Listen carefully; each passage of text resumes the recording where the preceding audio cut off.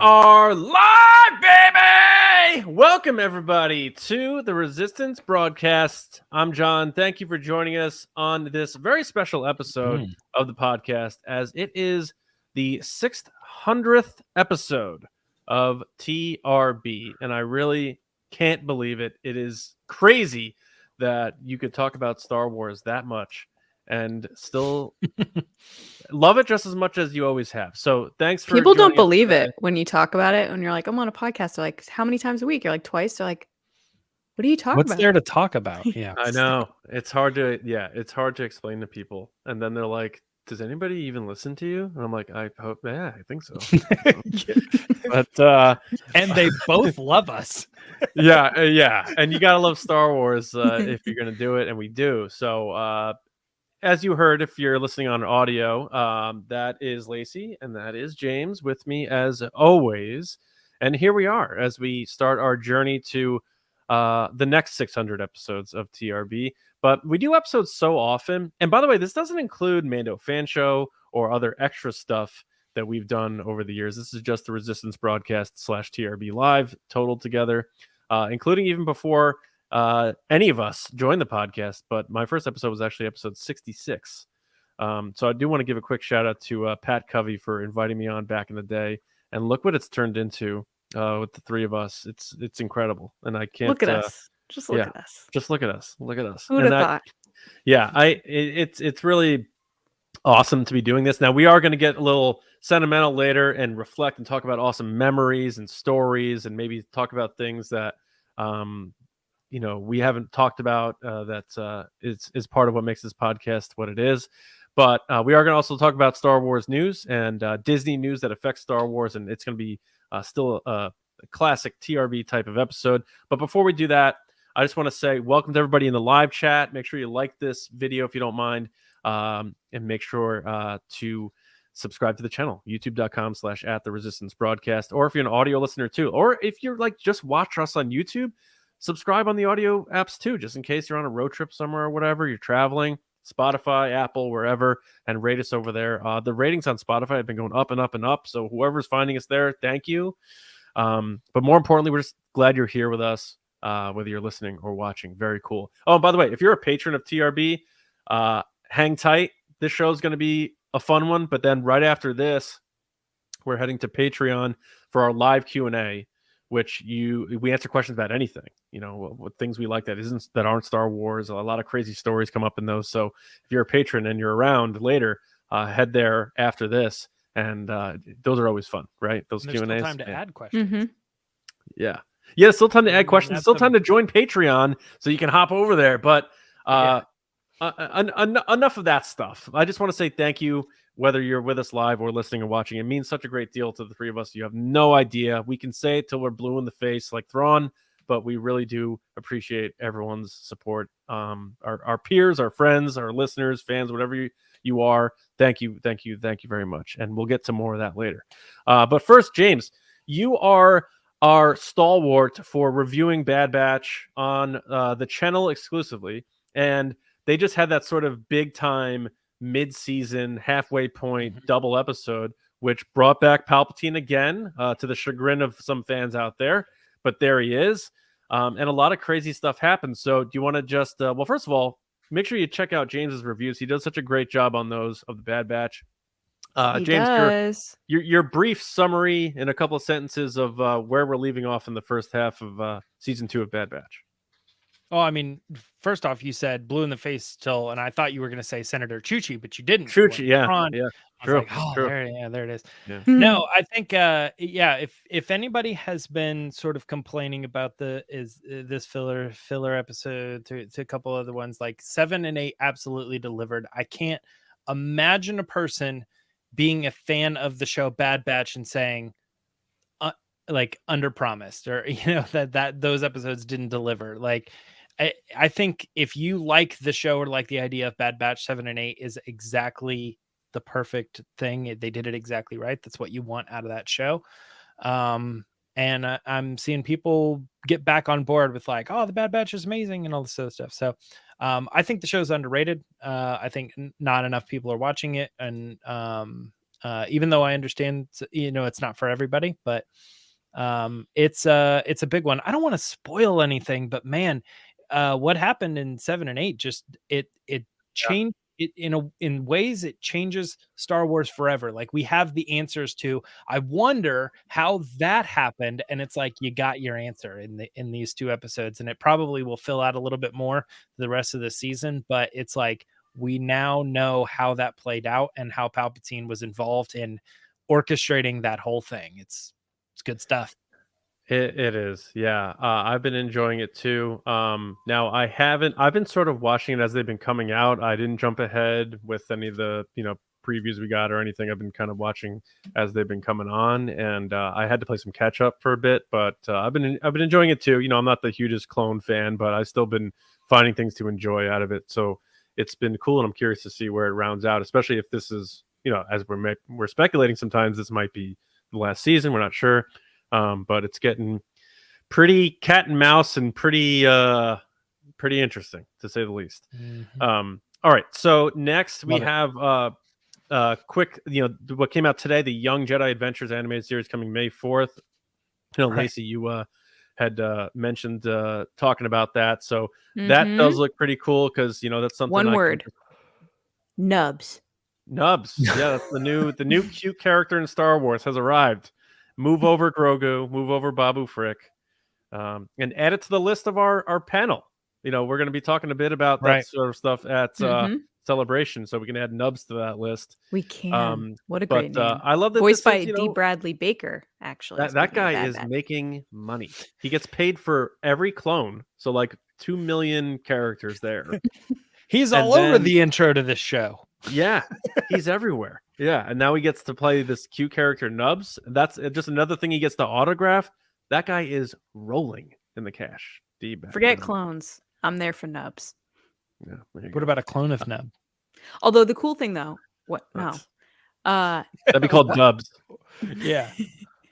So, the cool thing about it is that it is coming out May 4th. So right now we have Visions and this Young Jedi show coming out on May 4th. So what else is coming out on May 4th? They're stacking that day up.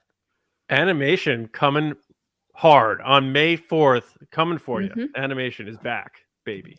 And I'm really excited that this is kind of that preschool type show, because my daughter's starting to get into like Sesame Street and stuff. So this could be something cool that she really likes space. Like, not Star Wars. Reminds me of space. Netflix's Super Monsters, if anybody's seen it. Yeah. Yep. Yes. Or even like Nubs even looks a little bit like My Pet Monster, but a cuter version, if anyone's old enough to remember My Pet Monster. But what I was gonna say, Johnny, before, when I was watching Bad Batch, we're just standing there and watching it, and he usually doesn't do that with Star Wars. And he's like, "What is this, Dad?" I'm like, "Star Wars." He's like, "It's not Star Wars," because he's used to seeing live action. I'm like, "No, it is." And he just kept watching it, and I was like, "Okay, we're starting to warm up the wheels here a bit." So maybe this is something too he could watch, because it looks very like kid friendly, with a palette of colors and the characters and stuff. So I'm excited. Was it the one where the one clone was having a hard time murdering that person, and then the other clone did it for him? It literally was. Yes, it was. It was. Yeah. But hey, what are you gonna do? You gotta break him in early, I guess. All right. So I know we got some super chats we're gonna get to in a minute, but another cool thing we want to announce right now, I'm going to hand it over to Lacey, because we teased this. That we're going to do some giveaways, and Lacey's going to give you the details on how you can enter right now. Yeah, so there are 2 giveaways that we're doing. The first giveaway, first of all, thank you for being here. That's the most important part. Okay, so the first giveaway is for this YouTube channel specifically. So you just have to like this video and comment on the video, not in the live chat, on the video once the live has ended, with your favorite TRB episode or moment. I'm reading this so I get it right. And if you do win, it's a random person from the people that enter. If you do win, you get a TRB sweatshirt, a TRB hat, and this George Lucas Stormtrooper figure from Hasbro. Yeah. It's super cool. It has George's picture on the back. It's good. Yeah. That is option 1. Option 2, or if you really want to win prizes, you can retweet right now the We Are Live tweet on our Twitter account at TRB Podcasts. Yeah. Yep. And quote tweet it with your favorite moment or joke or episode from us. Or you can wait till tomorrow morning and do it. Or you can do both and get 2 entries. And if you win, you get a sweatshirt, a TRB hat, and this Scout speeder bike set with Grogu from The Mandalorian. Mm-hmm. And those are our prizes. And you could Good enter luck. all of them. But Yes, you, you can. Yep. You can only win one. So good that luck. Speeder To be bike with fair. Grogu is going to be a hit. I know it. Yeah. Oh, I see what you just did. That's Dun, not dun. cool. Too soon, man. Too Jeez. soon. Oh, jeez. All right. So before we get into the resistance report, because there is a lot to get into with the news, I know we have some super chats, which is We do. incredible. So We let's do. check those out. So I'm not going to lie, guys. I tweeted out before this, what's the over under that I start getting emotional on this episode? I started tearing up while watching the chat just now. So we're not there yet, but we're close. All right. So first up, we have Andrew Staley. Thank you, Andrew, for the super chat. He said, congratulations on 600. Thank you, James Lacey, for all your hard work. Oh, thanks, buddy. Appreciate it. Next is Ryan Wara, who says, congratulations. Thank you for the super chat. We'll see Diana, him on Monday. Yep. Happy 600. Thank you, Diana. Thank you. Then we have Aaron Ellington. Hey, Aaron. He said, greetings from Galaxy's Edge. Oh. Yeah. I can confirm. Yeah, so envious. He said, I can confirm it's the best place to watch you all live. If you're with someone, Aaron, who also has a phone, please take a picture of you watching us in front of the Falcon. Like, and then wherever you are at Galaxy's Edge, just yell, hey, come watch this Star Wars podcast with me. TRB's on. You just hear like, shut up. Yeah. Michael's up next. Shove Thank that you, Wonto Michael. around your mouth. Michael says, keep up the great work. I'm wearing my TRB orange sunglasses. Nice. Nice. You know what? And just because Thanks, Michael brought Michael. this up, the winners of our contests, I'll throw in a pair of sunglasses in the box. Boom. So enjoy those. Bingo. Aaron's back again, and he said, Bonus congratulations on 600 episodes, Aaron. Thank you, Aaron. And then Nick says 600. I Thanks, like Nick. the dollar choice there. 600.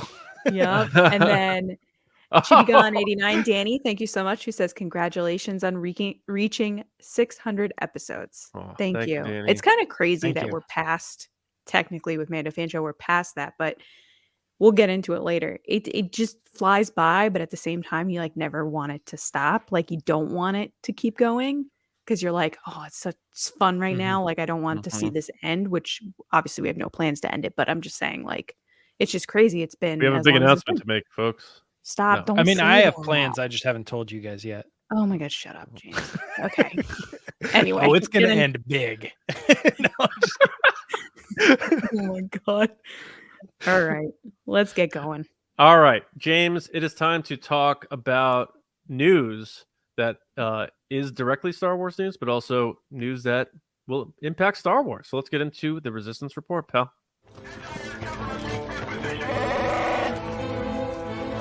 It's the Resistance.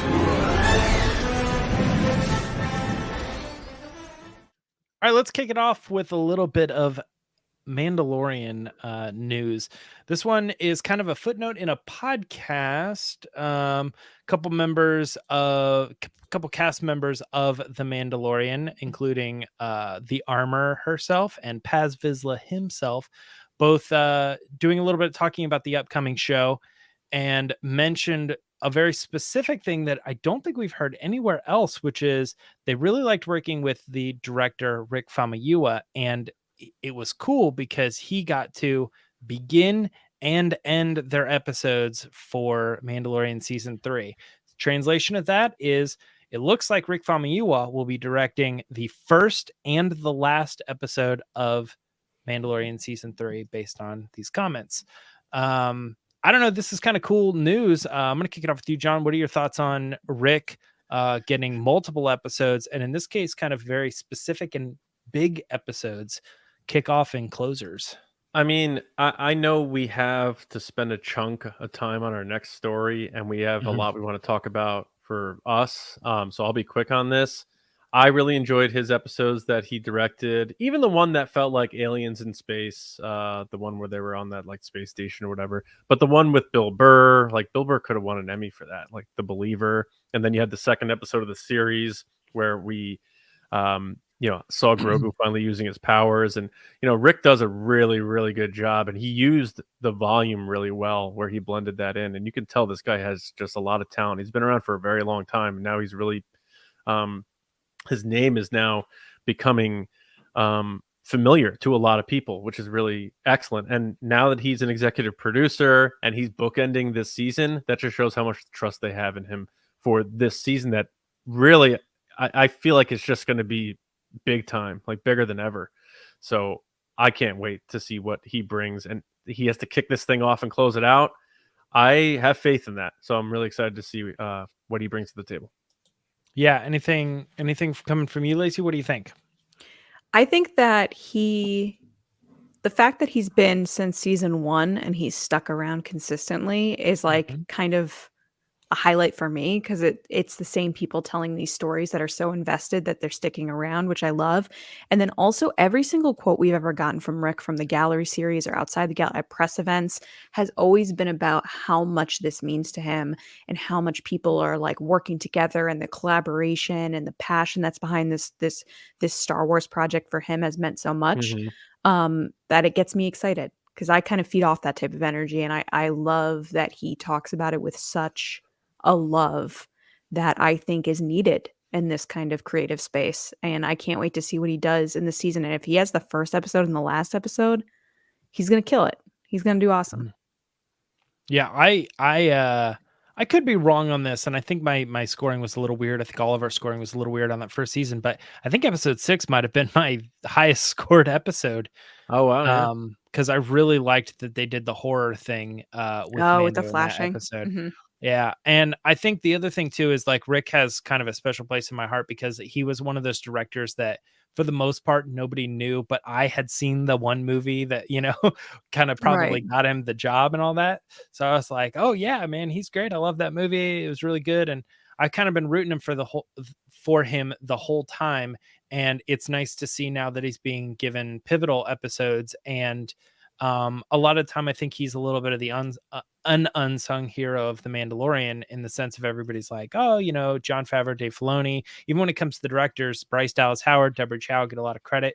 And Taika, takes it just because he's involved. You know what I mean? Huge director. But Rick is there, and he is landing all the episodes that he's ever done, very, very well. So I think the fact that he's been involved, and he also got elevated to at one point to be even higher up than more than just the director, but a little bit more of a creative producer and all that. Yep. So I think this bodes well for him, and I would like to see these episodes land strongly with fans so that I can continue to watch Rick's career in Star Wars specifically. I want to see. Do you think he's gonna transition to movies? No, I mean, it's always possible, but I could see him. I could see him carrying over and being more involved in other shows. There's always like what we don't know about Ahsoka. There's always what we don't know about the Acolyte.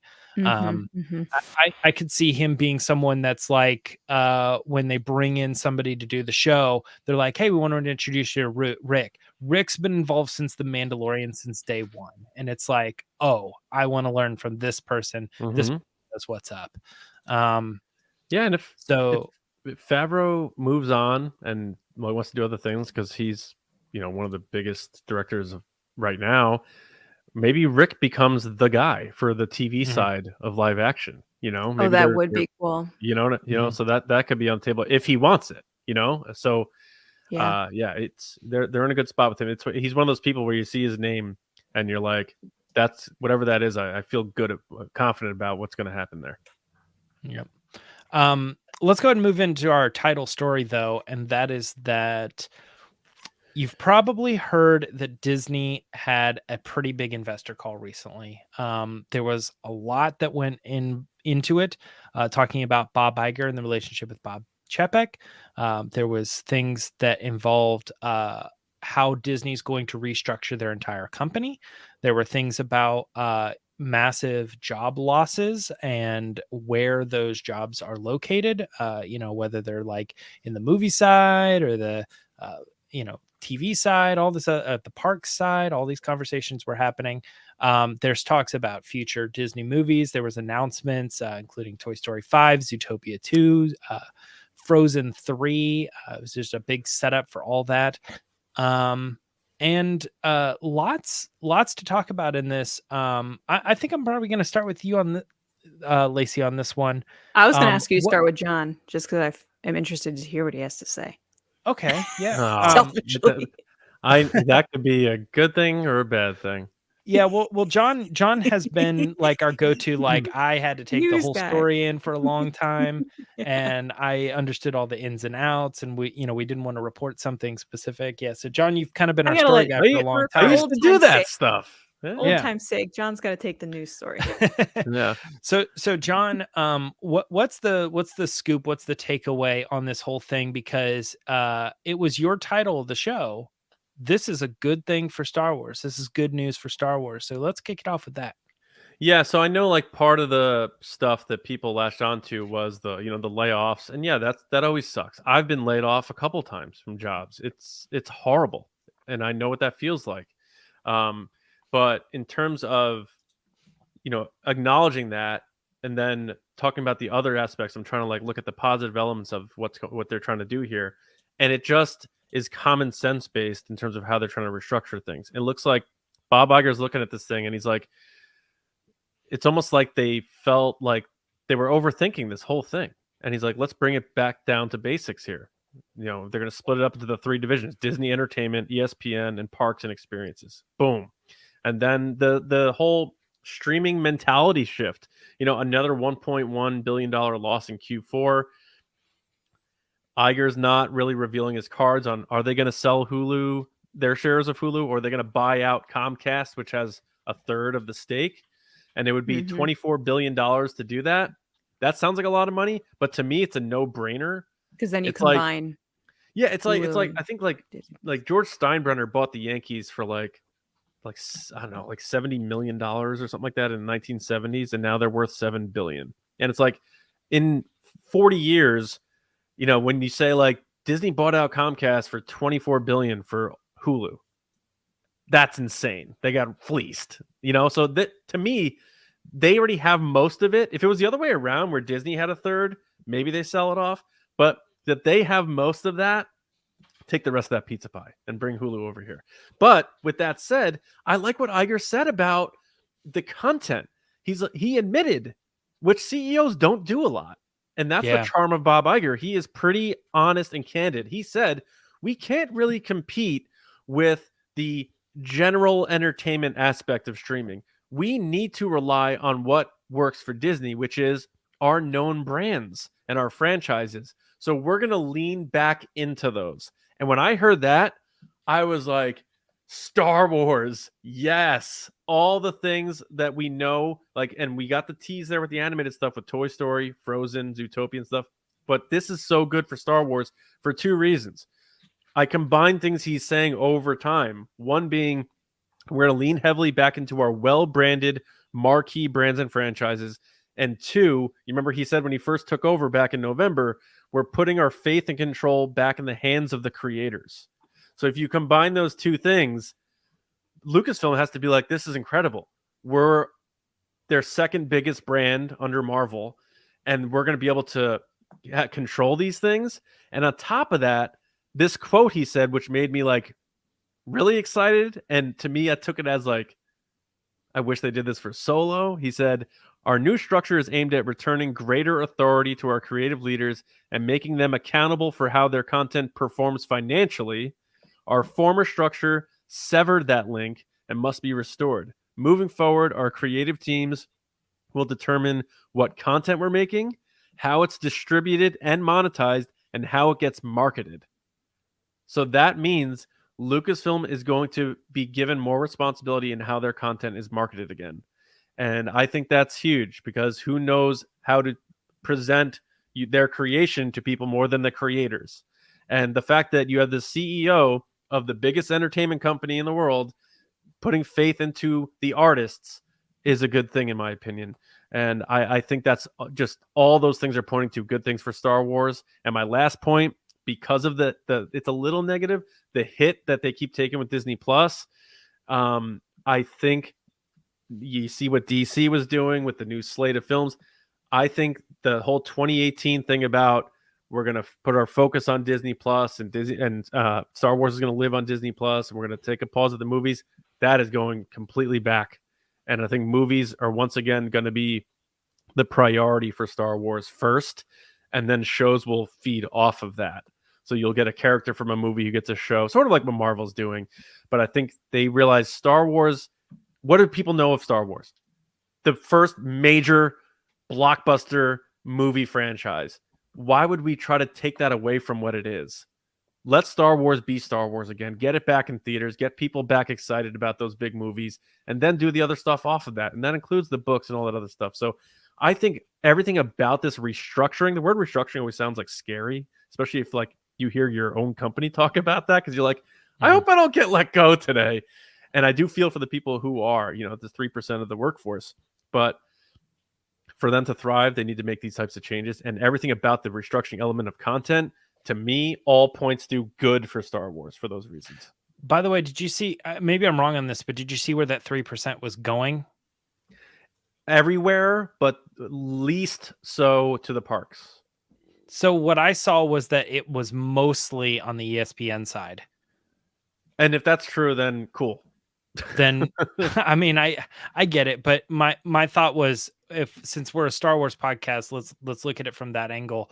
And it's like we're Star Wars first and foremost, and then we're sort of Disney, but like ESPN doesn't really relate to us at all. So in this case, when we're talking about the conversation of the things that we love, the layoffs and the downsizing is coming from the ESPN side, at least that's what I saw.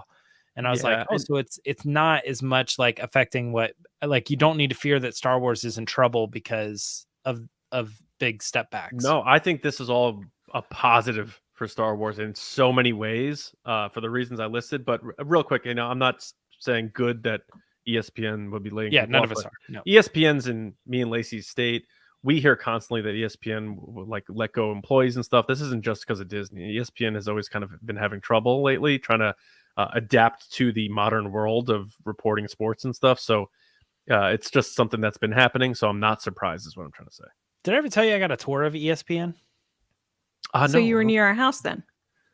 Yeah, probably. Yeah, at some point. So like last week, and you just drove right past. Yeah, no, it was years ago. We just knew somebody was a fan of the band that worked at ESPN, and they said if you come down, we take you around. So we did an entire tour of all the studios and all the offices and everything. Like we went all over their campus and got a ESPN is north of us, and WWE is south of us. Yeah, I've been like on all those stages, right near where I work now. So yeah. Yeah, the other thing that I was going to point out too about this whole thing is that it looked scary at first, because it looked like, you're talking about losses and people have been rumbling about Disney Plus losing subscribers and all sorts of stuff. Like, what does this mean for Star Wars? And, I know everybody doesn't know Apple like I know Apple, but what I was going to say is the iPhone is 52% of all the money Apple makes. So it's like, if Apple started struggling and was having a problem, what gets cut? MacBook Pros, iPads, iMac, not iPhone. Right. iPhone is going to be the thing that they say, we need to cut out all this other stuff. We need to figure out what's going on here and here and here and retail, which is their and all parks. These other things. Their parks are the baseline. Yeah. Yeah. You got to put everything towards that, at least that one thing that's steadily keeping your business in or keeping your company in business, I guess. Which is what Nelson Peltz, that guy that was trying to like proxy onto the board, was arguing for. He was like, we should be focusing more on the parks. And long story short, there was no point in his argument, and he's stepped aside at this point and he's like, Bob's got it from here. Because Bob is basically, it was part of his plan anyway to do this shift, because the whole company was going in a way that a lot of people disagreed with. So they're making the changes to put those things in place. So yeah, I agree with you, James. You got to focus on that main thing, which is what they're doing, which is the parks. And then everything else is kind of getting reconfigured or fixed. There is this interesting angle too. Like I know a lot of movie studios, for instance, what they'll do is like people will make a movie and then they take it to festivals and they show it. And then if it gets good reception, movie studios will buy it. And then Right. it's their movie. Like it's like a Fox To Searchlight distribute. movie or Yeah. whatever for distribution. But it makes it seem like Fox like commissioned that movie to be made. And that's not always the case. But like my understanding of Disney is like, they don't do that. They really just like they only commission things. They only make things that are meant to be Disney. They're not like going out and buying things. And if they are, if that world exists under Disney, it's like technically like it would be under Hulu or something, like a Hulu exclusive thing that they're kind of doing here or there. But like Disney as a brand is their like core thing. What they're going to announce is they're going to announce like Frozen and blah, blah, blah, blah, blah. Because all these things were commissioned under Disney. They weren't things that they like just bought and brought into Disney. That's not to say like obviously Star Wars and Marvel and other things, those were created outside of Disney and Disney bought them. But I'm saying they weren't saying we need a new superhero and then like they make, you know, like they just bought some other movie that somebody else made. Does that make sense? Yeah. They're not going to try to compete with Netflix and those types anymore. And they said that. He said which that is what they were is happening. Who like Netflix and Paramount Plus and all these other things. They're buying these movies and just bringing them in, but Disney has to create the content. That's what I'm trying to get at. Right. Well, there is a piece here that, you know, Bob is kind of being playful with, which is the Hulu thing, which is they do have movies on there that he wants to then is the question he's going to sell it or combine, because as you just said, James, Paramount Plus and Showtime are supposedly combining now. So then all the Showtime movies that were originally going to Amazon and other services are now only going to Paramount Plus, which we all knew this. We knew this was going to happen as like media professionals. We knew that everybody was going to have their own streaming services. And then everyone was going to go, wait, we don't want to do this anymore. It's a waste of money. Let's sell back into other streaming services so that they all go back to the main 3 or 4 or whatever it is. So I found this interview very interesting. First of all, that they broke it into 3 parts. You couldn't just put it in one, per usual. So that Bob, once again, John said it so well, like is just so candid and transparent in what Disney's plans are and like what they plan to do in the future and why.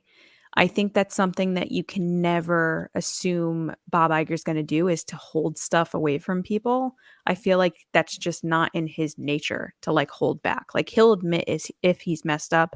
And I found it interesting that he said, quote, I think one of the things that happened was that we got a little bit intoxicated by our own subgrowth.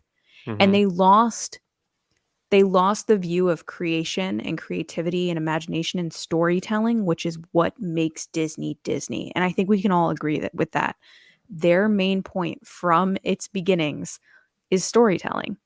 And over the past few years, and this has come from complaints from customers, people at the company, outsiders, is that the company kind of lost its view of storytelling and it just turned into where can we make money? How can we get more subscribers? Instead of focusing on what was important, which was characters, connecting with these characters, just creating stories that are going to last forever. And I think we saw that in the way that certain movies were, you know, received and stuff like that. So it's not surprising that he went in and basically was like, okay, this plan where everybody funnels to 2 people is a terrible idea. So I'm going to change that and go back to what was working so well when I left.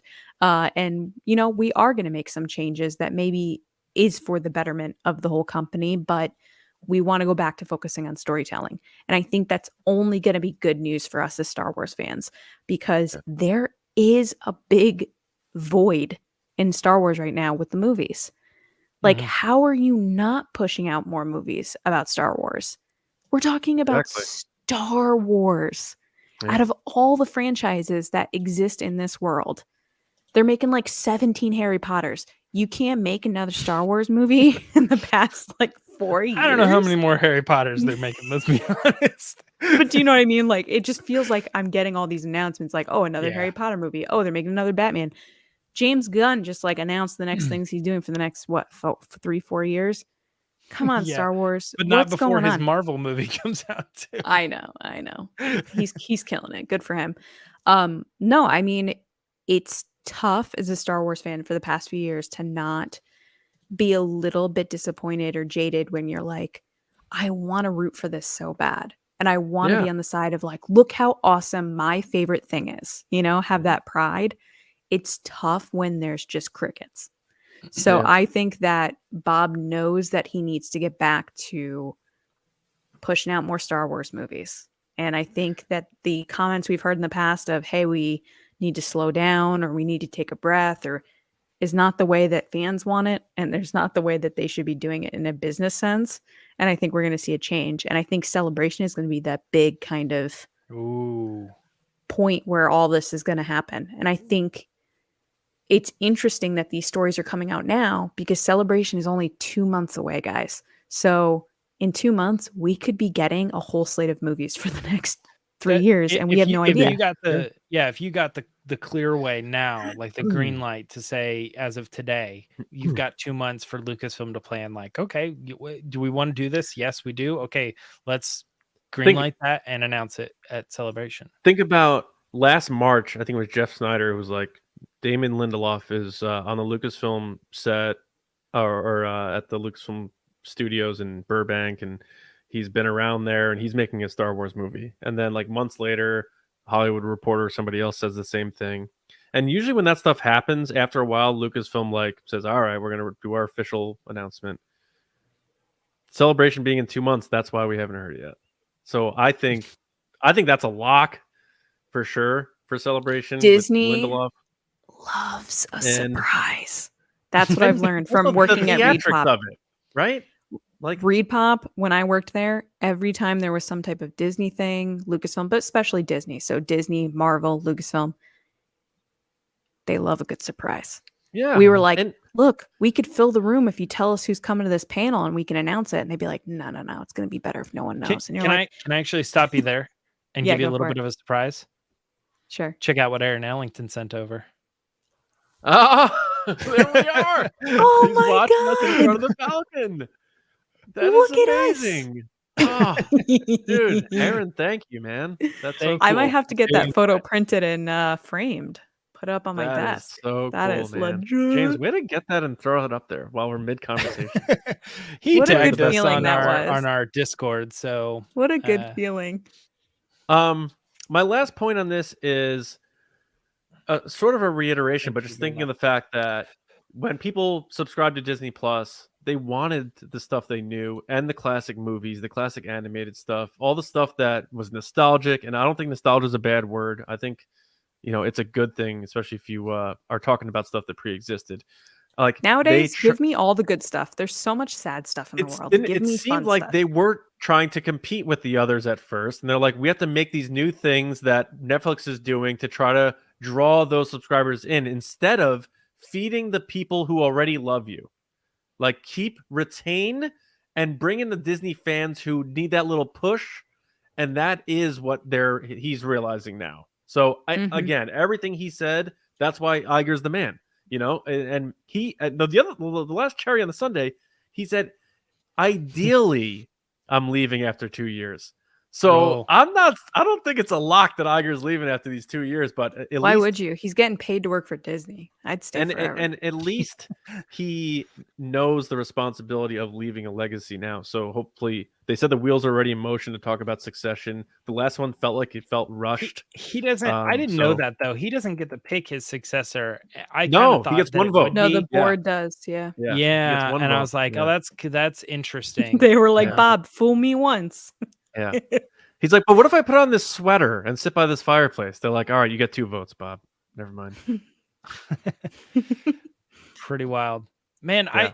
I got to be honest, though. I still can't get over that picture that Aaron sent us of us in the Falcon, inside of it, like near the chess table. It's pretty cool. Oh, I didn't. Wait, he did? Yeah, that's what the picture was. Here, I'll pull it back up. Oh, I saw him standing in front of No, it. That's a different picture. He totally just a different picture. You. What? Yeah. Aaron, you are the best, man. Thank you. That's so cool, man. And now I missed that. I gotta go back. The Disney employee is probably like, "Sir, do you want a picture?" He's like, "Nah." No, I got it. I got it. Oh wait, James made that? Is that what just happened? Yeah. No, I didn't make it. It's a took second picture he sent. Yeah. Oh, okay. He's His Oh, hand's a completely different color. Yeah, yeah, yeah. Well, you know, I mean, I James don't is focus on good, but lighting. not that I'm quick good. with lighting and yeah. Yeah. Put a watch on his wrist. Good job. I No, love it. that's awesome. Appreciate it, Aaron. Appreciate it very much, and I appreciate these super chats that are coming in. Yes. Oh, So we yes. have some more super chats because you guys are awesome. So we have Danny, Semperfi Danny. Hey, Danny. She said, Mark and I wish you a happy. I don't know how I'm going to say that word. I'm going to skip over that because that just seems like a bad idea for me to be saying. Sure. Sexcentenary. 600 episodes, and you barely took a day a day over 100. Thanks for bringing joy and genuine, authentic positivity. Thank you, Danny. That When means 600 so much. episodes you reach, look as good. You will not. You will not. All right. Next is Orion CC 1701. Thank you for the super chats. He said, while I'm happy all of your EU fans can potentially meet up with you at Celebration, I'm selfishly bummed it's not stateside. Looking forward to our eventual meeting. Happy 600 TRB. Thank you. We hope to Thank meet you you very much. soon. Thank you. Hopefully the next Celebration will be back in America, but we will see. Is that Galactus? Is this picture? I think it was. I don't know. Is it? I think so.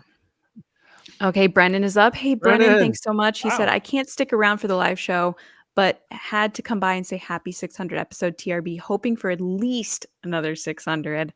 Thank you, Lacey, James, and Us John, too. and congratulations. Thank you so much. It Thanks means a lot. Appreciate that. Man. We have Michael Moore. Thank you, Michael. He said, Michael. congrats on 600.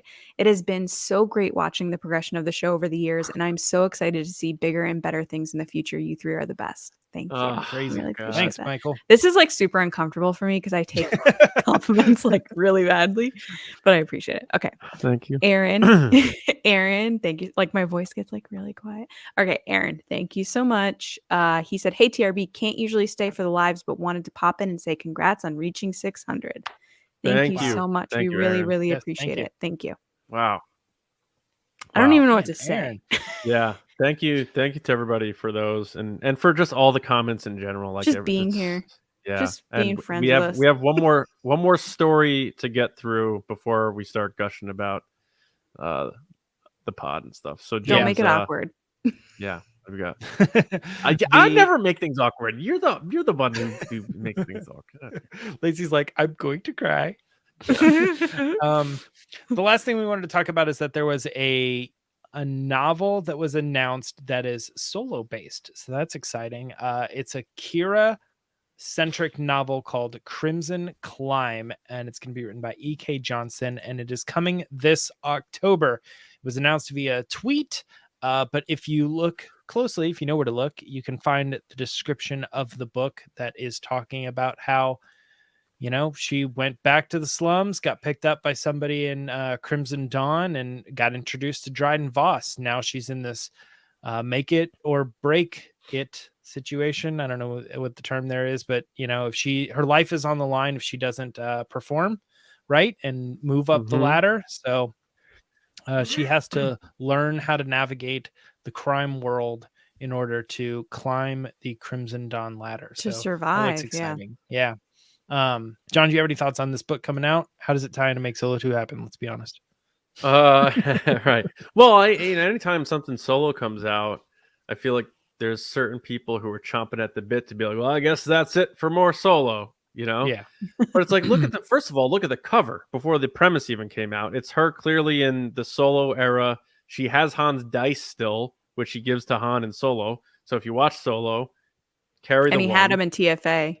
carry the 2 dice. This happens before the end of Solo, and then you read the book listing, which paints the clear picture there. If you don't mind me reading it, guys. Go ahead. Yeah, go ahead. Yeah. Kira listened to the dreams and promises of a boy with a reckless smile. I bet that's Han. Only to be torn away from him and return to the White Worm gang while Han made his way to freedom. Now freedom seems like a luxury she can't afford, while she concentrates on survival and despairs of ever leaving Corellia. But her fortunes seem to turn when a representative of the crime syndicate, Crimson Dawn, plucks Kira from captivity and brings her to the leader of the syndicate, the mysterious and mercurial Dryden Voss.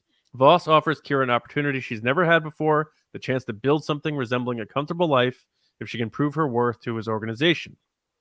With failure, meaning certain death, Kira knows she must immerse herself in the merciless, murderous world of Crimson Dawn. What she doesn't know is just who she will be if she survives. So this is clearly, that 3-year gap in Solo where it says, 3 years later, and it shows what Han's going through.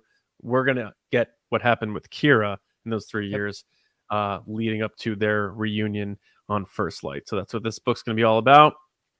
Real short for me, in my opinion.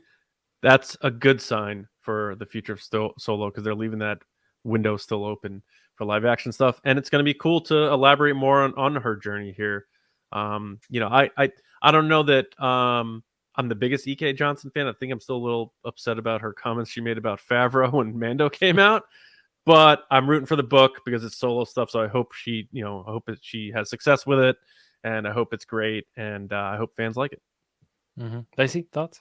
I can't wait to read this book. I think it's a really interesting premise, and the time period from when we see her at that tragic moment where she's banging on the glass and the moment where we see her kind of like very confidently approach Han. There's a big difference there in who she is as a person. So for her to go from point A to point B, a lot has to happen, and we get to see the glimpse of Dryden Voss at the very beginning of meeting him in that movie, how savage and vicious he is. Yeah. So I think it's important that that story is told with Kira of how skilled she is, what she had to go through, because throughout Solo, the whole time she's like, you don't know what I went through. You don't understand. You don't know where I've seen. Like, she makes comments like that to Han, and Han is so kind of like, oh, well, I went to war, but I'm fine. He got the blinders on. He just sees his love in front of him. Yeah. Right. And she's like, no, I've done terrible things. So the fact that it's just exploring that kind of underworld crime scene is very interesting to me, because it could potentially even help along setting up future stories as well. Yeah. I think to state the obvious, it is a good thing that it isn't like, Kira, what happened immediately after Solo, right? Right. I think that's a good thing. But as far as the book goes itself, I mean, we've gotten quite a few of these. I mean, there's like stories of, what was Poe doing in this little in between when he was a little bit younger and blah, blah, blah. And I think that those stories, they don't hold the biggest weight with me. I read them and I use them sometimes as context, as like, well, we know this about so-and-so. I say there's like an there's over 90% chance we get a mention of Terrace Kasi in this book at some point, because Dryden Voss is going to have to teach her how to use it. But it's a nice little footnote in the story of Kira when we inevitably do get more stories, hopefully, right? In live action, people will have a one-up on knowing even more about these characters, because they did the due diligence and read the Crimson Reign and now this Crimson Climb. So I think it's a good thing. I'm pretty excited. Yeah. I hope it does well. I hope people enjoy it, and hope it leads to more interest in Solo from maybe people who are just getting into it or weren't that big of a fan. All good things. Yep. All right. That's going to end Resistance Report this week, but I'm going to send it back to John as we move into our next section, which is just reflecting on TRB. I would be remiss if I didn't send it to Lacey real quick, because I believe we have another super chat. Do we? We do. Nice. We have a And super look chat. who it is. Thank you. Oh, there Chris. he is. Christian. Chris. Hey man, what's up? How's it going? What's up, buddy? Thanks for the super chat. He said, yo, what up, TRB? I can't hang, but I didn't want to not swing by and say congratulations on 600 episodes. Here's to another 600. Salute. Dude, thank you, buddy. Christian. And side note, just for you, a little housekeeping, Christian. I have a Jonas autograph and a pin I'm sending to you that I've been holding on to for a little bit, and I apologize. But I bought an envelope at the grocery store yesterday, a bubble mailer. It's on your way. So thank you for the super chat. All right. People are like, they just start sending in super chats now. They're like, whoa, wait a minute. How to get that autograph? Very cool. Thank you, Christian. All right. So yeah, it's an old story. 600 episodes, I think it'd be cool for us to just like pause a bit and just look back and maybe bring up some cool memories or share some stories that maybe they don't know about, things that they experience with us, whether it's like behind the scenes or creating of our panels or just like putting the pod together, what the three of us are like normally and how we, get on and get along and stuff. So I'll just start real quick by saying, I have to again, say thanks. Obviously, Val Trichkoff, Star Wars Newsnet, started this podcast, named this podcast the Resistance Broadcast, and we branched out on our own. But I'd be ridiculous if I didn't say thanks to Val for supporting us for such a long time. Thank 100. you. Still friends and everything, But now that we are out on our own, I do want to get a nod to the creation. And with that said, it is crazy. Hold on. Before you get into that, if anybody in the chat wants to add some questions that you want to know a little bit more about the podcast, any fun things, throw them in the chat and maybe we'll get to them. Go ahead, John. Absolutely. Yeah. I think I'll just start by saying like what I'm most proud of with this podcast is two things. One, it's really just been the three of us in terms of making it.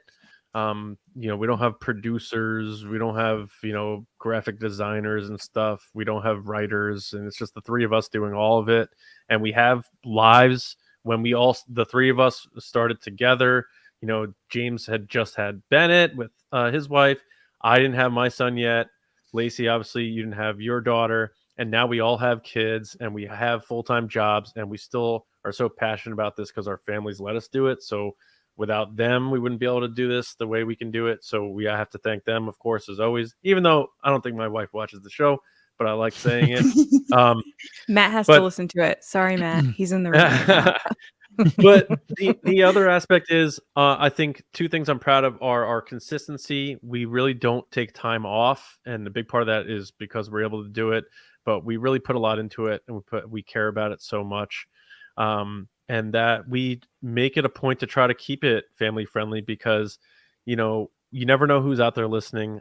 Star Wars, everyone always says Star Wars is for everyone. And the three of us believe that very much. And you saw that at our live shows.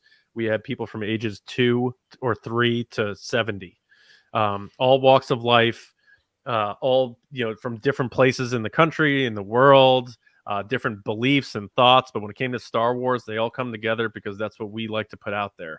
And I think the proof is more in the pudding of how we represent ourselves and how we handle our podcast. And I think your actions speak more than your words. And I take pride in that. That's how we handle ourselves. And I think, there might be some times where people think we're like isolationists or something like that, but we really aren't. We always have an open door, and we're always welcoming to everyone who wants to come chat with us or hang with us. And that celebration, meeting new people, I think is one of the best things that we do. But I think that the fact that we've been doing this for so long and we still really enjoy doing it, and I think a big part of what makes it easy to come down here and record sometimes 6 hours on a Thursday night or whatever it is, is the support we have from our listeners and like our patrons.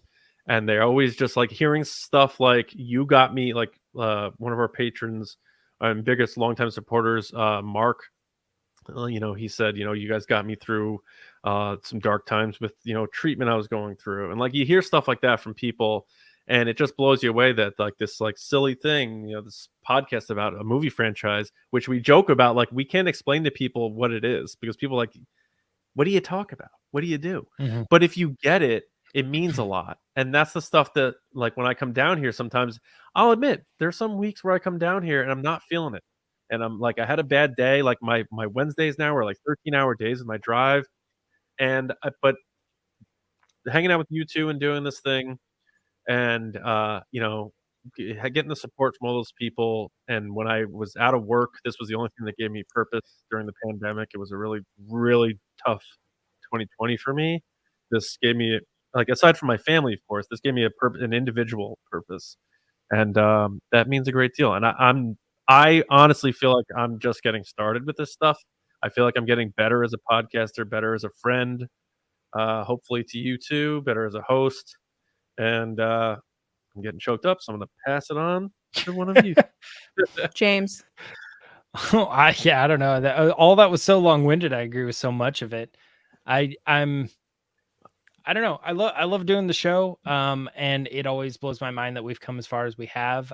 It's always one of those things where, I'll think back to when I was in a different room and, my things were like propped up on books. And at some point I was like, now I was in a I'm going closet, to, yeah, a now I'm literal going closet. to really make this look legit. And like, you build a little thing or whatever. And it's like, if I could have a picture of that little setup that was like totally my legit setup, it's like a picnic table, and it's like just a few random things in the background. It's just, it's so funny. And like, moving into a different room into my house that, I was able to kind of do all this stuff. It's just, it's funny. I, on a regular basis, work in this room too. So the podcast has, as I grow in this facility with like this computer monitor and that camera and this microphone and this table, all the things that I use to build up the podcast in this area. I work in this area every single day. And I think like, this is my room because of the podcast. Yeah. The fact that I have purple lights, you know what I mean? It's like, it's all because of the podcast. And I just like being in this room, and it's created like a little space for me in my house.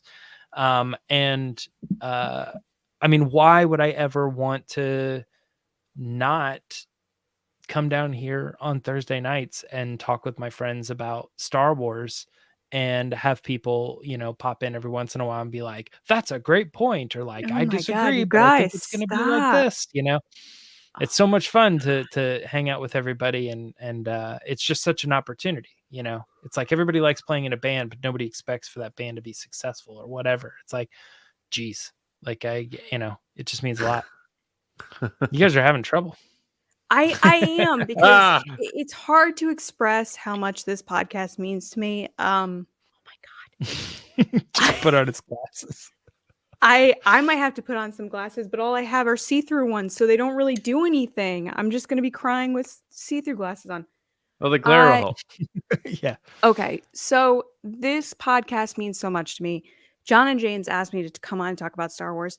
No one cared what I had to say online. No one cared anything that I had to say about Star Wars. And John and James were the ones that were like, you know what? You seem to really like this. And I was like, really? You noticed? And so they asked me to join the podcast. And it's just been a wild situation ever since. And I have a child now, and I've gone through several jobs, and we've gone through a pandemic together. And I talk to these guys literally probably like 8 hours a day. Yeah. And I can't imagine my life without them. It's and a I second can't job. It really is. Yeah, I can't imagine. I know people were asking in the chat, like, how much do you work on the podcast a week? I can't even tell you, because it varies from week to week, but it's easily a second job. Like, I work my day job, or I watch the baby during the day, and then after the baby goes to bed or she's taking a nap, I'm online talking to these guys working on something. Like yesterday, I was watching the baby and I was like, I'll work on this. 10 o'clock at night, they're getting images from me. They're getting, hey, I'm putting this up on Patreon. I do Patreon stuff on the side. I'm an ambassador with Patreon, so I do training with them and I do all this other stuff. But I wouldn't have it any other way, because the end goal for us is to do this full time and to do this for a living, because we love it so much. And we're not there yet, but we're getting there. We're taking steps towards making that dream a reality. And for me, growing up, like, I never really found where I fit until I was a part of this podcast, until I was a part of this community, that I felt like this is where I belong to be. So that's why it means so much to me. And there are days where I'm like, maybe I'm not doing this right, or maybe I'm not doing enough, or maybe I'm not going about this the way I'm going about it is correct. But I wouldn't have it any other way, because I think ultimately, as Star Wars fans and as podcasters, what makes it so wonderful is that we're ourselves. Like, compared to other people, we've always been genuine. I've always been myself. I've never lied about anything about loving Star Wars. I'm not afraid to be stupid and embarrassing. Like, someone had made a joke earlier that, oh, you should watch videos of yourselves from earlier when you started. Guys, I can only imagine how annoying I was, because I was trying so hard to figure out what I was trying to be or who I wanted to, what I wanted to say. Like, I get it. I got feedback early on that was like, Lacey, you're annoying. You need to stop. But I love it though. Like, every time I've gotten some feedback where it's like, you're annoying, you're stupid, whatever, it makes me laugh because it's like, I meant this much to this person that they took the time to literally write back to me and tell me you bothered me this much that I need to let you know. But in a weird way, it like shows that you have an impact. Like when you know, because like people can say all they want and post all the videos they want, but if nobody cares, it's like it's fine. But like when you get people that are be like, stop uploading these videos, it's very clear that they're like in their feed or watching them. Well, I like those. Like, I like "Alright." 2 of you, but the third one I don't like that person very much. It's Yeah, like, exactly. well, hey, it's 2 out of 3 ain't bad. That's what Meatloaf said. So whatever. But just like looking back on my life, still can't talk. My life for the past since 2018 when I started this, I've gone through so many ups and downs, but the constant, like John was saying earlier, has been this podcast, has knowing that I get to talk about Star Wars, which now it's like 4 to 6 hours on Thursdays, but generally speaking, for 2 hours a week, I get to talk about Star Wars, and nothing can touch that. It's like, you know, everyone talks about self-care. This is my self-care. Talking about Star Wars, loving Star Wars, and hey, maybe getting critical or maybe doing whatever. Being able to share stuff with people. Like, I'm sending out transmissions and they've taken me a while, but I love doing it. I love making extra videos. I love talking to you guys. Like, when you guys message me and you're like, I don't mean to bother you. You're not bothering me. I promise you, you're not bothering me. I love talking with you guys about Star Wars and sharing what you love and talking about how you and your families connect with Star Wars.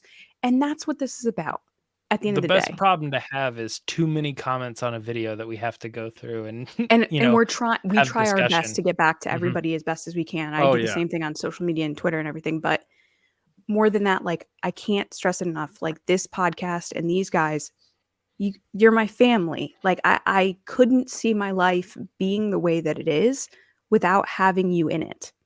And each one of you plays a part in that. And I appreciate that so much. And I'm not going to cry. And I told myself I wasn't going to. So I'm not. So I yield. I've been watching a lot of government videos. I yield the floor back to the I yield speaker. my time. Yeah. Well,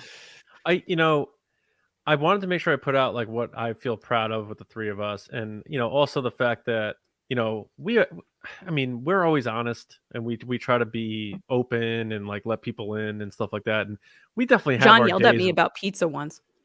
Yeah. No joke. We have days where we go at it and we get irritated and we, argue and stuff. I want to clear that up. We collectively don't usually go at it. It's John and I. Well, all right. James is usually like, that Homer gif where he fades into the bush. Yeah. Moderator usually. I work with my phone and I'm like, oh my gosh. Moderator. Yeah. I don't know. But the point being is that we still, when you spend this much time with people, you're able to get along and do this for this long, that's not a fluke. And there's something real here, and we do have good chemistry. And we can make all the fancy graphics we want, and we can have the president of the United States on our podcast as a guest. But if people don't see that you're real and they don't like who you are and your chemistry and stuff, they're not going to check you out. And the fact that people are, I know we're not like the biggest podcast in the world or anything like that, but the fact that people do means a lot to me because we are honest. We are, I tweet the way I talk on the podcast the way I feel. We are critical about things sometimes, but we do it with respect, and I take pride in that. But the point I wanted to get to was the community. Can we answer this one question quickly? Sure. Paul Sullivan asks, important question. What was the pizza disagreement about? Well, Paul, let me paint a picture. Why this one still keeps getting brought up. I don't even remember what it was. Bigger fights or anything. Yeah. Let me paint a picture, Paul. It is 2019. It's a cold and chilly Chicago. The 3 of us are at celebration. And let me mind you, I have never met James. No, I met both of these guys, actually. They had never met each other. We were sharing a room where I was in one bed and John and James were sharing the other bed together. John's like 6 foot sharing a bed. I'm queen size bed Lacey over here. Anyway, so they had to go get audio cables because Celebration didn't have what we needed. So James naturally is feeling a little anxious because people have different things that they get nervous about. James was But we had his car nervous. because he drove. Yeah. He drove from Ohio, yes. So John and James go into James's car and they go out. Meanwhile, I stayed back because I was like, I don't need to go. I'm exhausted. We I'm went gonna out sit to the for a mean little streets of Chicago late at night. bit. So Not they having go eaten out. dinner, mind you. They go out. They go out. I go down to the lobby. I grab a salad. I have the salad in the room. I'm like, this is a nice little evening for myself by myself. Meanwhile, I get a text from James and he goes, hey, Lacey, do you want to have pizza? Now, we had just had deep dish pizza the night before. I said, no, thanks. I'm good. We had pizza the night There's before. a lot of details in this. I said, no, I'm good. I'm pretty sure. And then James didn't reply back because he was driving. And so I didn't realize that him saying, hey, Lacey, do you want to get pizza wasn't, hey, Lacey, do you want pizza? It was, hey, Lacey, can you order pizza for us? I was driving. He was in the store. Oh, so then they come back and John walks in and he's aggravated. He's New York. I'm driving behind slow people, aggravated. And he comes in and he's like, where's the pizza? And I look at him, I'm like, what pizza? And he's like, you were supposed to get pizza. And then we got into an argument over pizza. And I was like, I'm not your waitress. Like, what do you want me to do? I remember it a little bit differently, but basically the same story. The context for me was that me and John were looking to get food for the three of us. Yeah. And so we sent a text that was like, Lacey, do you want pizza? Hey, do you want to get pizza? Yeah. And like, I don't know exactly what your response is, but something to the mindset. I'm trying to make it so that it works for both parties. But basically, let's just simplify it. You said no. So we took that as she wants something else besides pizza. And you were saying no because you didn't need other food. You'd had other food. So we're trying to rack our brains to figure out what food Lacey's going to agree to. And then when we get back, she's like, I already ate. And John was like, what? You already ate? We would have got food elsewhere. Oh, let me tell you. He lost his mind. And then the other thing was that Saturday of Celebration, one of the funniest It was a misunderstanding. John was mad about something else. I can't even tell you. He'd had a couple big beers and he's carrying on in the hotel room to the point that 2 security guards showed up and were like, you need to be quiet. And I was like, oh, I'm so sorry. And John was like, you tell them to be quiet.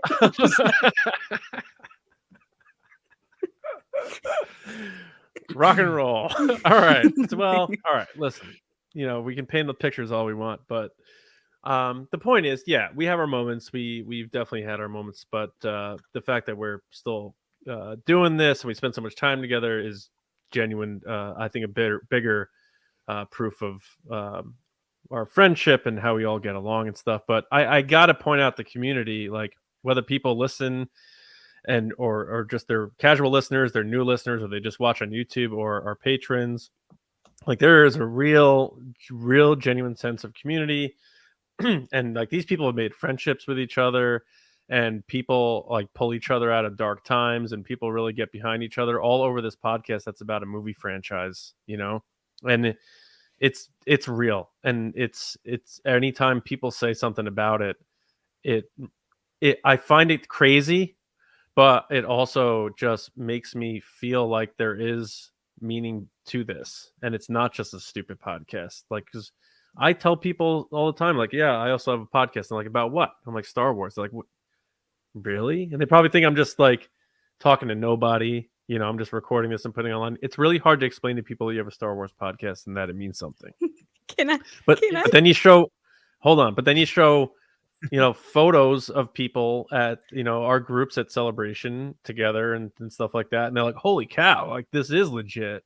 And then they see the podcast and they look at how far we've come and how professional it looks and how legit we are. And that goes a long way. But it's all about the people who listen, because if we didn't have the community, then it's like if you were playing in a sport, like even during the pandemic when they were playing like the World Series or whatever, and there's no one in the stands, like it's lifeless. There's nothing to it. So if you don't have people behind you pushing you when you have hard days to want to make the podcast, or just showing you support for doing it, because again, we're juggling a lot of things, kids, lives, real jobs, all this real life stuff that everyone goes through. I honestly wouldn't be able to still do it without all that support from everybody. And I just have to say thank you. Can I share one of my favorite John stories? Is it a positive one? Can we get a positive story? It's funny. Oh, God. So we're at Disneyland after spending a wonderful day just walking around, experiencing Disneyland. These guys have never been there. And we're getting food at that Pim's kitchen. And so James is all about like, I'm a Disney guy. I got to experience everything. I'm staying here. John, on the other hand, they left at like 7. I left at like 1. Yeah, in the morning. He shut down 12 hours. He shut down the park. So John is hurting. he's hurting, and he's like, I can't walk anymore. And so he took my deodorant out of my bag. Oh, really? This is my favorite part. He took my deodorant, goes to the bathroom, and comes back. And I was like, where's my deodorant? He goes, you don't want that back. Okay. Well, look. All guys out there know that's sometimes. That's my favorite. Yeah, that's your favorite story. That's amazing. That, and when you guys were screaming like women on the Tower of Terror, not Tower Galaxy, the Guardians thing, Guardians of the Galaxy, right? It's that was so good. My anecdote to wrap up my fond memories with you guys and stuff is I love how I went from that, James, like, so anyway, I love you guys. Well, I was gonna say, because you guys have mentioned a couple times when people say like, oh, you have a Star Wars podcast, what do you talk about? Sure. A lot of times though, when I have those conversations, it'll be with someone that has known me for a long time, or like a coworker or something like that, and they find out that I do that. But most people know that I kind of come from the band. And so when they say you do the Star Wars podcast, I'm like, yeah, basically it's my new band. It's like, or when I talk to people from those days, you know, they're like, oh, what are you doing now? I'm like, well, I do the Star Wars podcast, and it's basically my new band. I always refer to you guys as like my band members, and like we've come up with a band name, and we put out content, and we, you know, try to monetize it or get listeners and followers, and we're always looking for new ways to like rebrand and do fun activities and new ways to kind of make it in that industry. And the podcast doing what it's done has really felt to me like even, oh, by the way, even touring and stuff, it's kind of interesting. Like when we travel, you know, it's like, oh man, I haven't traveled really like this since the band days, you know. For you two to kind of be my new band and the new era of my life, where I was doing this for a long time and then I wasn't, but now I'm like kind of back in it in a way. It's like, now I'm not playing music, but I started a band, you know. I've got my band members, and I'm still rocking. I'm still doing the whole thing, make it till you break it kind of thing. That's really cool. Nice. Because I always wanted. We got to get to some. I always wanted to be in a band, so it does feel that way, which is really cool. Yeah. I know we have. Let's get to some super chats, and then maybe share a couple more memories. And for Q&A people, that's obviously going to be late. We were targeting 9:45, so we'll get there when we get there. But I think we're here. At Paul. Thanks, Paul. He said, congrats on 600 episode milestone. You guys are awesome. Keep up the great work. Such a great community too. Thank you so much. Thanks, Paul. Thank you, Paul. So then Cal B. Happy 600th, John, James, and Lacey. Thanks for keeping us all informed on our favorite galaxy far, far away every week. It's a pleasure to know you. Oh, thanks, Kyle. Oh, you too, Kyle's buddy. great. Thank you, man. Yeah. Mike Ramori is up. Thank you, Mike. He said, execute episode 600. Thank the maker for you three. I'm so grateful to be a part of this community. Thank you, Lacey, for leading me here. Cheers to many more. Oh, thanks, Mike. Thanks, Mike. Then we have man. Luke Skywanker. Oh dear. Did you pay just to have me say that? Okay. As TRB, what's a highlight from Star Wars Celebration? Well, I just told you my pizza story from Celebration. Highlight for me. Come back to me, James. What's a highlight from Celebration? Any celebration. It doesn't have to be. I'll take the easy ones. The fact that we sit on the podcast every week, and like you guys are here, you're in the chat, but it's completely different when you're in front of an audience. I think that's the big thing. Is like, I just got done talking about the band thing, but something about the live performance, it like hits me so differently because I'm like, I can't believe I'm doing this.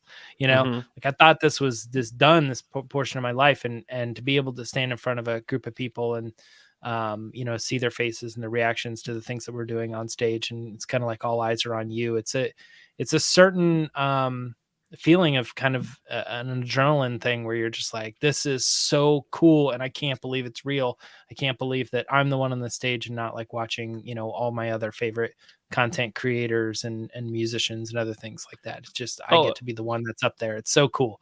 That's a highlight from Celebration for sure. I'll echo that. Yeah, because thanks, Luke.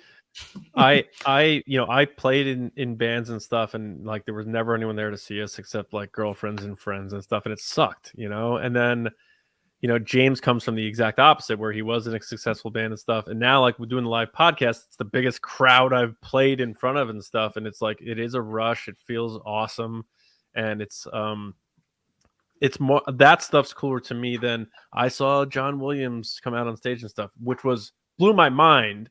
No joke, and I'm so happy I was there for that.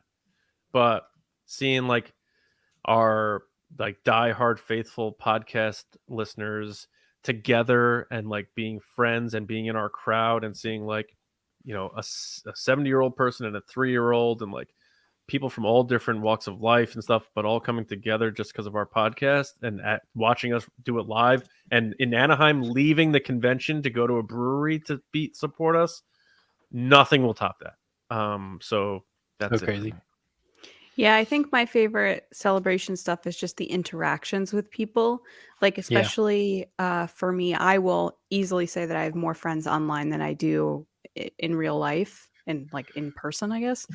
And just meeting people that I've been talking to online for so long, especially in like 2019 when I hadn't really ever been to a celebration as a panelist or as a podcaster. I obviously worked them, and then I went as a fan one year. It was just a whole new experience for me. And I remember leading into 2019, John had made a joke like, oh, do you think someone's going to recognize us? And I was like, no one cares who we are. And like to walk in and have someone be like, hey, it's you guys. I was like, I'm sorry, what? And I was completely aware of that. I told both of you guys, I was like, it's going to happen. You're going to get noticed. People are going to recognize you. It's bizarre to me. And I apologize if you meet me in April and I'm awkward. It's because I still don't get it.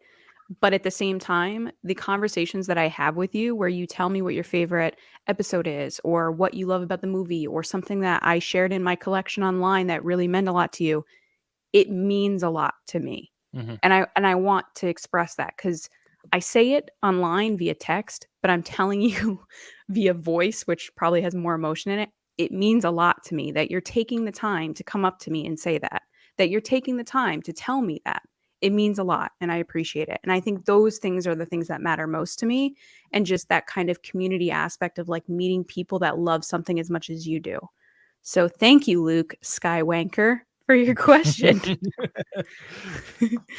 All right, we have Ryan Ward. Thank you, Ryan. He says, the three of you are so intelligent, articulate. You have really unique perspectives, and I appreciate that about TRB. I love that you're never lowbrow or vulgar like some of the other shows out there. I got to tell you, when I first interviewed for this show, I was dropping F-bombs left and right, and James and John were like, you need to stop. And it was because I was so nervous. No, it was, I remember exactly what I said. And I remember exactly where I was sitting. And I was like, because we didn't really know each other very well at all. I was at my dining room table.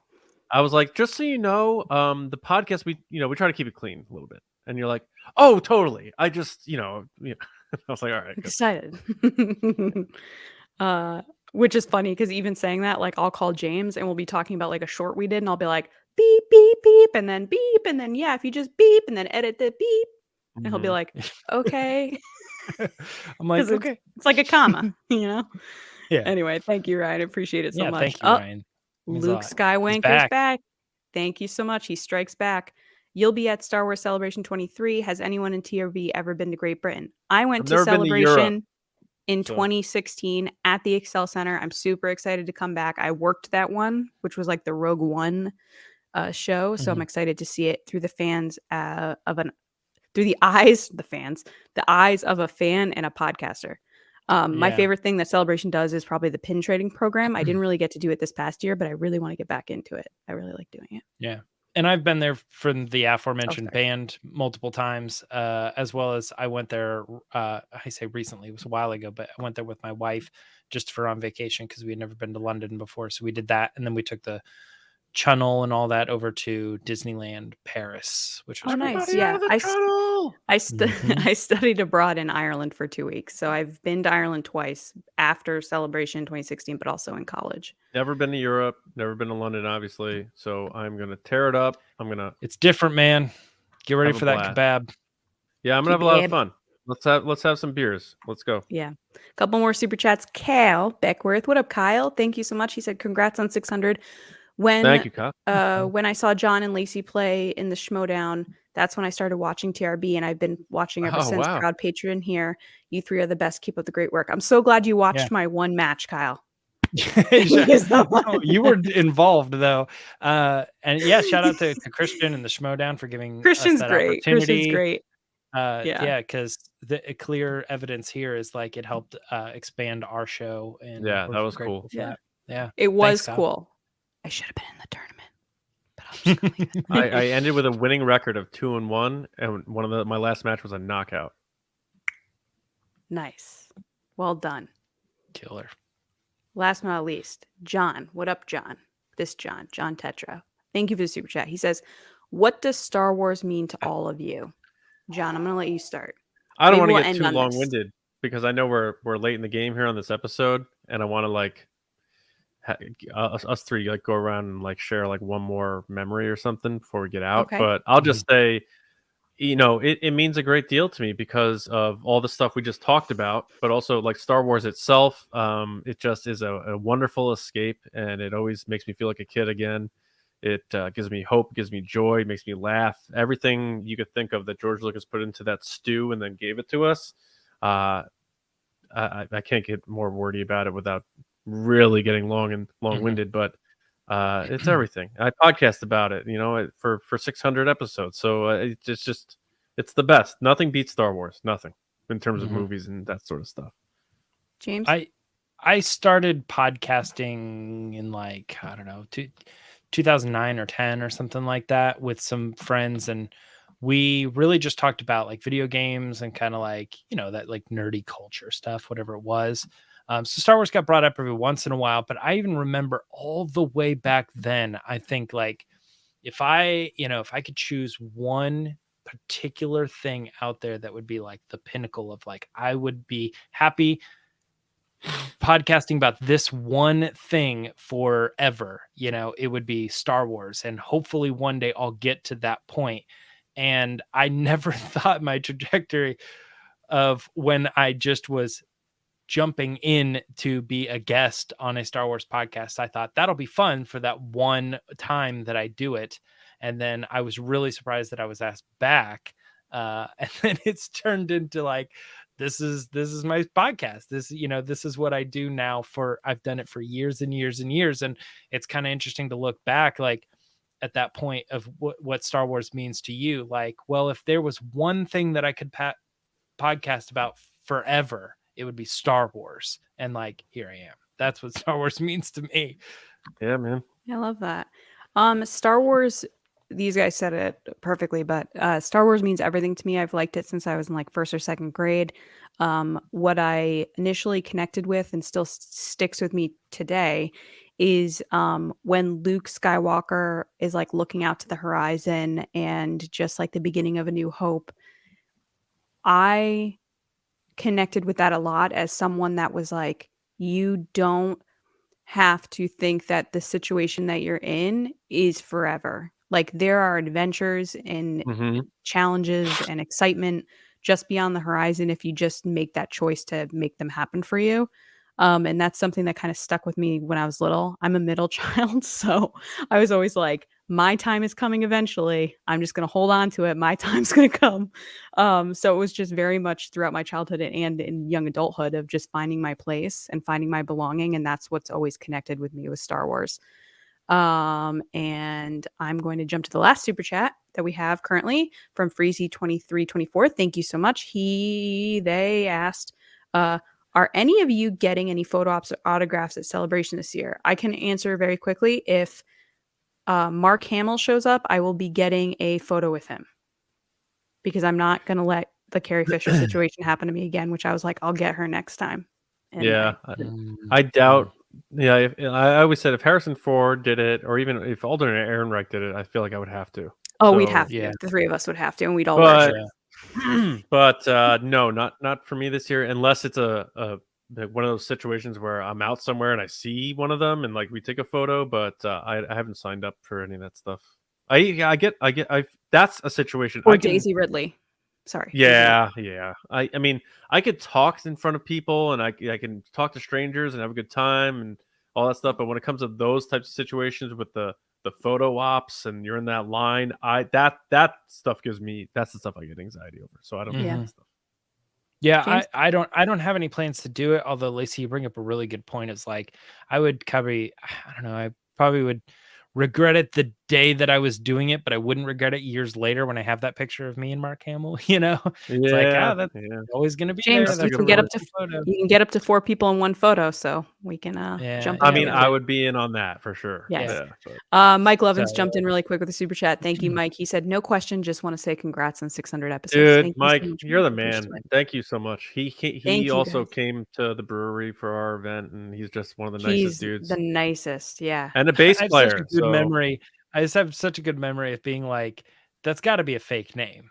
Like it's a play on McLovins, and then him being like, nope, that's my real name. We're like, all right. Yeah, Mike's he's a good dude. All right. So before we get out of here and head to the Q&A, I just I don't know if there's any other like quick stories you guys want to share with anybody or anything. I think we've pretty much run the gamut on this until next year with 700 because it seems like we keep hitting these because we do so many podcasts. But 750 maybe. I don't know. Yeah, so we can wait till 750 to do that. One thing I did want to say to people this year, and the three of us agree that it's going to happen, and I think it's a good time to reveal it, is we didn't do it last year because of Celebration, but we're bringing back Make Solo 2 Happen Day this year. We're doing it again. It's going to happen, and it's a lot of it has to do with stuff that John Kasdan said and Robert Doe said and what Jonas said to us at Celebration to keep going. So we are bringing it back in a big way this year because I feel like there's a different kind of buzz out there about it from the creators and stuff like that. So I just wanted to let people know, and we'll give you more details as we get closer. John, what's your favorite memory of me? Of you? Yeah. James, you too. What's your favorite memory of me? I know exactly what it is. And it's a good one because I'm not gonna roast you like the way you roast me. It was when we were going through all those troubles at that first panel and you did the whole crowd warm-up thing. Oh, Elliot's. Yeah. I thought that was really great. So I'll pick that one. The best thing is because I did so many years with DJ Elliott where he'd do these warm-ups, I learned his warm-up and I knew exactly what songs to play, what motions to do, what things to say. So we did it to get the panel going because we were waiting on some tech stuff. And the best thing to follow that up, guys, is this past 2022 when we were in that main Lucasfilm panel, I get a text. I'm sitting up front and I get a text from John that says, "Oh my God, it's the warm-up." Yeah. And DJ Elliott was doing the same exact warm-up. Yeah. Yep. James, you don't have to say that. I was giving John a hard time mostly, but if you do have a nice memory of me, I will listen to it. I don't know about memory in particular, but what I was thinking about, like, what's something that I really like about Lacey is like it's a constant thing of. Don't make it a compliment. I was just trying to poke fun at myself. Oh no, I was gonna say just how hard you work, like behind the scenes. Like you'll be like, "Hey, I did this," and it like pops up, and it's like this big long laundry list of things we need to do or organization things, keeping us in order. And I'm always constantly thinking like, I bet that was a lot of work. you know, and we don't always Oh, like you're say it, very but it's kind. like one of I'm those things just where I'm like, I'm I know what neurotic. goes I into make a that, lot of and lists. constantly like, man, she really is working on the other end of the, you know, on the other side where like I'm doing my work or I'm working on something or something, but it's always nice to see you popped in with like Oh, you're very so kind. clear Yeah, I think evidence it's that you've been working on the podcast, you know. Yeah, I think it's important people know, like I said before, that it's just the three of us, and it really is. And you know, the work Lacey does with the Patreon and the organizational aspect of things is so huge. Among other things, of course, you know, being a show Just being personality, of awesome. course. And then James, dude, you are the hammer, man, in terms of the graphics and the images and the thumbnails and the editing and all that stuff. And I don't think people realize how much you do for this podcast, and also your perspective on how we should approach things. And we argue about episode titles all the time and stuff like that. But you have helped me. Both of you have helped me understand how to approach that type of stuff, and made me, I think, better and learn more about that sort of stuff. I'm still not going to edit episodes or anything like that, but James you has helped guys, me stay calm. He's like the calming person. Like yeah, I'll you call him guys. being like, I wouldn't "Oh my want god, to. this happened," and he'll be I like, couldn't "I imagine don't doing think this that matters." podcast without the two of you guys. So thank you Yeah. guys. High five, team. Yeah. All right. Well, that will take us to the end of the show. We want to thank everybody so much for being a part of what we're doing here at TRB. Make sure you do subscribe. But we would be foolish if we didn't do these special thank yous to get out of here, which is our patrons at patreon.com/resistance broadcast. We're heading right over to our Q&A right after this to wrap up our night, which is going to be live. But a special thank you to our generals and spice runners on Patreon: CARMELO, John RISI, JETTA Rosewater, Frank Grande, DARTH HURICANE, Nick KRATZ, Christian Morales, Brian Smith, Matt CHITTY, DANI, Mike Rumore, Matt HEATH, Brendan McLaughlin, Count Pepto, Sneaky Zebra, Paul Sullivan, Aaron Ellington, Diana, Ivar, and Micah Harrison. Thank you. And Spice Runners: David Probus, Neil Shaw, Kendall GELNER, Ryan WAARA, Dave HORNAK, Thomas Hennessy, Andrew Staley, Jeremy Myers, and Michael Fry. Keep subscribing to that new channel. Spread the word on that, please. Like the video, enter the giveaways, rate us on all the apps. Let's keep growing this thing together. We're just getting started here. And don't forget, Monday, we have another new episode coming, and we're going to talk about romance in Star Wars because of Valentine's Day. But until then, Johnny Hoey on Twitter and my movie podcast, Just Like the Movies. We just did an episode on Roadhouse, so go check that out, and our other back catalog. James?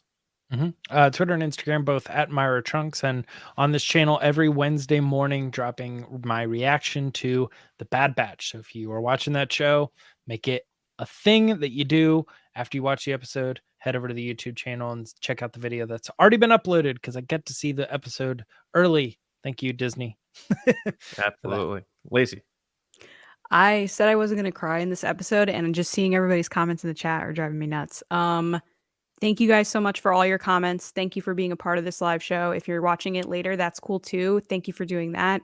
Thank you for making this community what it is and being kind and respectful to each other, because there aren't many spaces on the internet that do that, but I can proudly say that we're one of them. So thank you for that.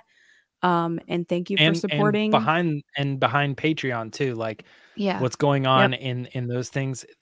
It's like the way they talk sets the tone for how that chat is supposed to be, you know? Absolutely. And just thank you guys for supporting us and believing in us and what we do, and we wouldn't be here without you. So thank you. You can find me on Twitter at Lacey Gilleran and on Instagram. All right, everybody. Thank you so much. And again, we're just getting started, so come along for the ride, because it's going to be a fun year and fun future for us here at TRB. So thanks to all of you for keeping us going. And until next time, from the three of us here, we'll see you around, kids. Bye.